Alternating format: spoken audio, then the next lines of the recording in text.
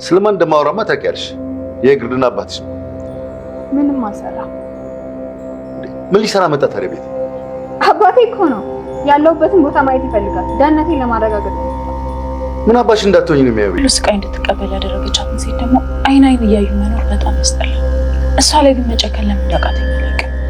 እሷን ሴትዮ ግን ግንባሯን ብዬ በጥይት ካልገላገልኳት መቼ ቢሆን ሰላም አለኝ። ገለሻትም እኮ ቢሆን ሰላም ማግኘታችን እሱን አሳይሽ ነበር። ይኸውልሽ ታት ዝም በይ ብዬሻለሁ። የሰውን ህይወት መገመት አትችይም።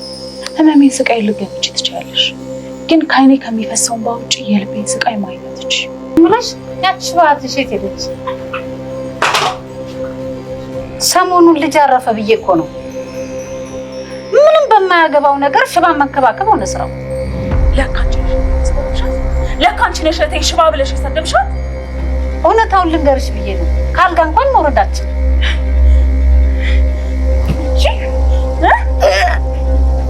ለቀቂኝ ስለሆንሽ ነው እህቴ እንዲህ የምትናገሪያት። ለቀቂኝ ነው ምን ትሰማለሽ? ሙች ለቀቂኝ ነው የምልሽ። ትንፋሽ እያጠረኝ ነው። ለቀቂኝ። ምን እያልሽ ነው? እናቴ ለቀቂኝ ነው እንዴ?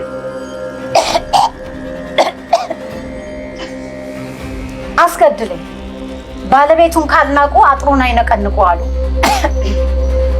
ሄደህ ምን እንደምትቀባጥርላቸው ምን አውቃለሁ። አስገድለኸኝ ነበር። ምን እየሆንሽ ነው ቤቲ? እንዴት እናቴን አንቀሽ ትይዣታለሽ? ገድያት ባለማግኘት ፈጣሪን አመስግን። እሺ እሰይ በገዛ ቤቴ ልትገዢ ነበር። በቤቴ ተሰምኛለሽ። ተረጋግቼ ላወራሽ እየሞከርኩ። እንዴት እናቴ ላይ እጅሽን ታነሻለሽ? አንተ ደግሞ የእኛ ጀግና ማምታኛ በሌኔ ልጅ ደህና አድርገህ አንቆራጠር። ክብር የሌለሽ ነሽ። እሺ እህቴን እየመረቅሽልኝ ነበረ።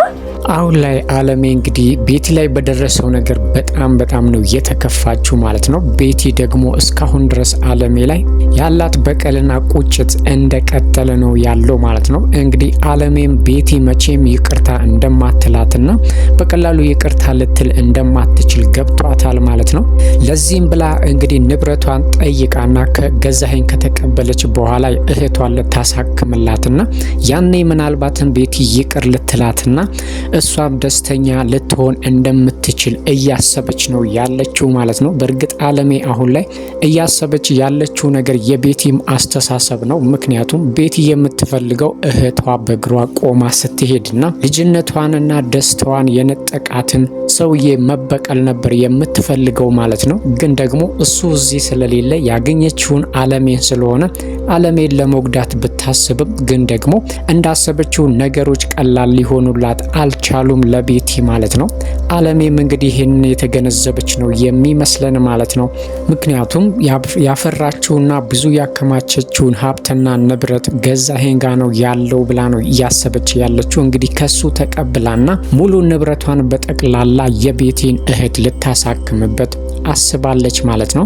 ምናልባትም እንግዲህ ይሄ ለቤቲ ትልቅ የዜና ነው የሚሆነው። ነገሮችን በሙሉ ሊያቀልላት ይችላል ማለት ነው። ግን ደግሞ ገዛኸኝ በዚህ ነገር መቼም እንደማይስማማ ግልጽ ነው። እውነታው እንግዲህ አለሜ ሀብትና ንብረቷን ብታገኝ እንኳን ሙሉ በሙሉ ያለው ቤቲ ጋ ነው ማለት ነው። ስለዚህ አሁን በተዘዋዋሪም አለሜ የምታስበው ነገር በቀላሉ ሊሳካ ይችላል። ምክንያቱም ብሩን ካገኘችም ለእህቷ ልታውለው ስለሆነ ያሰበችው ብሩ ደግሞ ቤቲ ጋ ስለሆነ ነገሮችን ያቀላቸዋል ማለት ነው። ሁለቱ ከተግባቡና ከተነጋገሩ።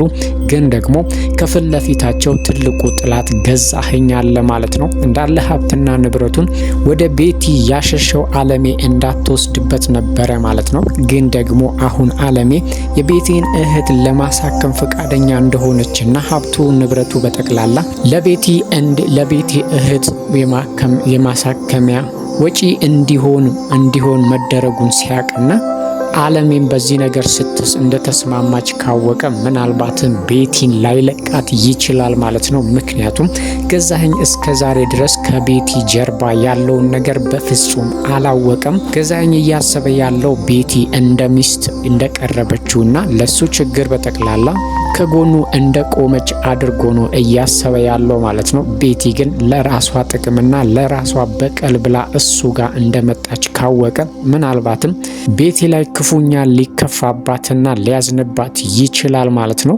በዛ ላይ ደግሞ ሙሉ በሙሉ ነው ብሩን ወደሷ ያደረገው።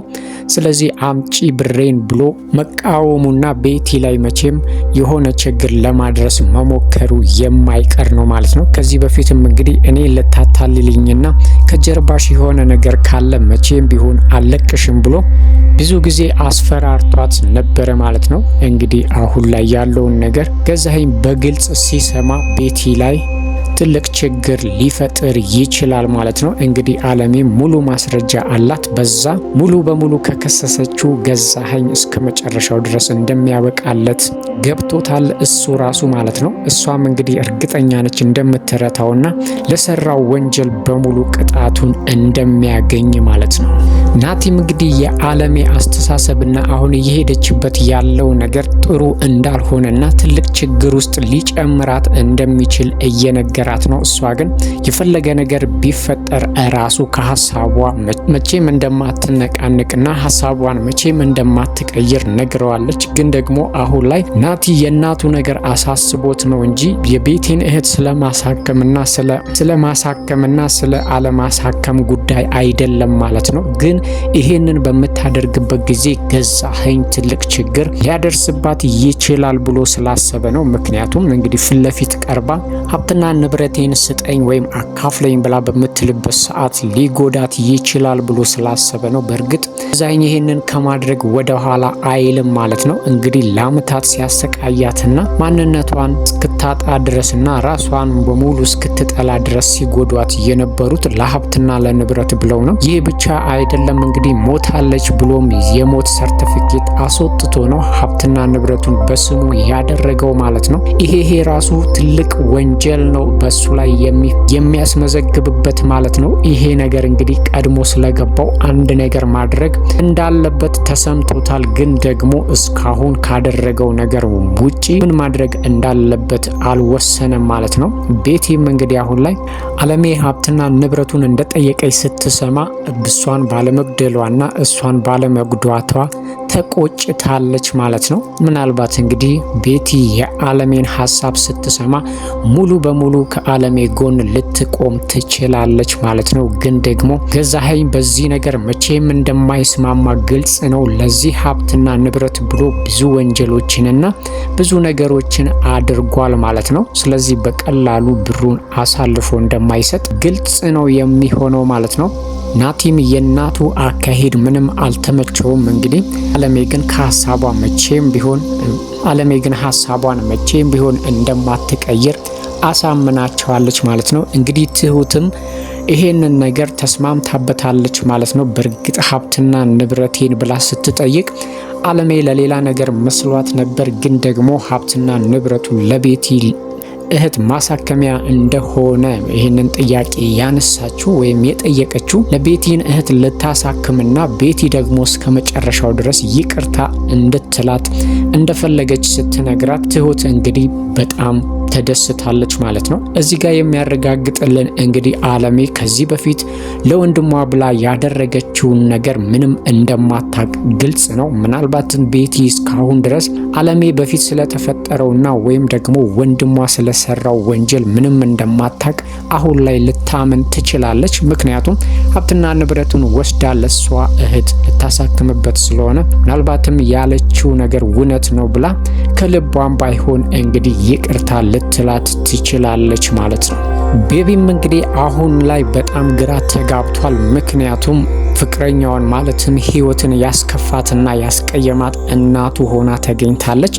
ቤቲም እንግዲህ የቤቢን እናት አንገቷን አንቃ ልትገላት ነበረ። ቤቢ ለጊዜው ቢናደድም ግን ደግሞ ህይወት ላይ ይሄንን ቃል መጠቀም እንደሌለባትና በፍጹም ይሄንን ድጋሚ ማድረግ እንደሌለባት ለእናቱም ነግሯል። ወዴት እንደሚሆንም ግራ ገብቶታል ማለት ነው። ምክንያቱም መቼም እናቱ ነች። ምንም ክፋትና ምንም መሀል ጥፋት ብትሰራም እንግዲህ እናት ምንጊዜም እናት ነች ማለት ነው። እናትየዋም እንግዲህ ለልጇ አስባ ነው። ምክንያቱም ልጄ ከሷ ጋር ከሚንገላታና ከሷ ጋር ከሚቸገር ሌላ ሰው ቢመርጥ ይሻላል ብላ አስባ ነው። እሱ ግን ህይወትን እስከ ጥግ ድረስ ስለሚወዳት አሁን ለህይወት እያደረገው ያለው ነገር የፍቅር መስዋዕቱና ለሷ ያለውን ፍቅር መግለጫ እንጂ መንገላታት እንዳልሆነ ግልጽ ነው ማለት ነው። እናትየዋ ግን ይሄንን አልተረዱም።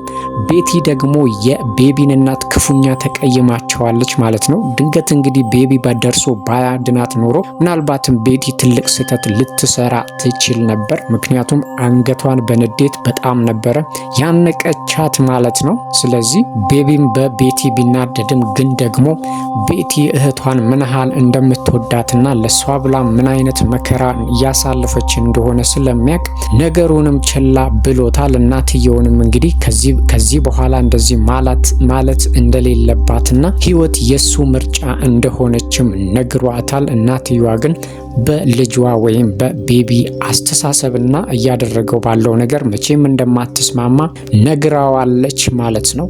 እንግዲህ ቤቢም ያው አሁን ላይ እየተፈጠረ ያለው ነገር ግራ አጋብቶታልም። በጣም ጭንቀት ውስጥ ነው ያለው። ምክንያቱም የቤቢ እናት ከዛ ህይወትን ከነሱ ግቢ ወይም ደግሞ ከቤታቸው እንድትወጣላቸው ነግራቸዋለች ማለት ነው። ቤቲም ህይወትን ይዛ ልትሄድ ስለሆነ ይሄ ደግሞ ለቤቢ ትልቅ ችግር ነው የሚሆንበት።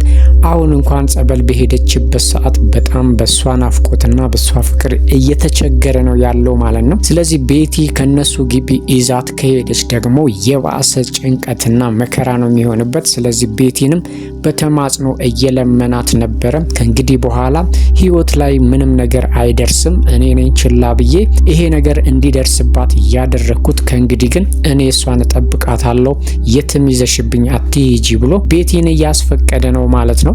እንግዲህ ህይወትን ብትሆን ከእንግዲህ በኋላ እዛ ግቢ ለመሆን ፈቃደኛ የምትሆን አይመስለንም። ግን ደግሞ አሁን ላይ ቤቲ የኔ ውሳኔ ሳይሆን የሷ ውሳኔ ነው። እሷ ስትመጣ እንግዲህ እዚህ እናንተ ጋር መቀመጥ ከፈለገች አንተ ጋር እዚሁ ትሆናለች፣ ካልፈለገች ግን ትሄዳለች፣ ሌላ ቦታ ተከራይታ ትቀመጣለች የሚል ሀሳብ ሰጥተዋለች ማለት ነው። እንግዲህ ወሳኟ ህይወት ነች የምትሆነው ማለት ነው። እናትየዋ ግን ማለትም የቤቢ እናት ግን ተመልሳ ህይወት እዚህ ቤት ውስጥና እዚህ ግቢ ውስጥ ተመልሳ እንደማትመጣና ብትመጣ ራሱ እንደማታስቀምጣት አስጠንቅቃ እየተናገረች ነበር ማለት ነው። ስለዚህ አሁን ላይ እንግዲህ ቤቢ ከእናቱ ጋር ትልቅ ሰጣ ገባ ውስጥ ሊገባ ነው ማለት ነው።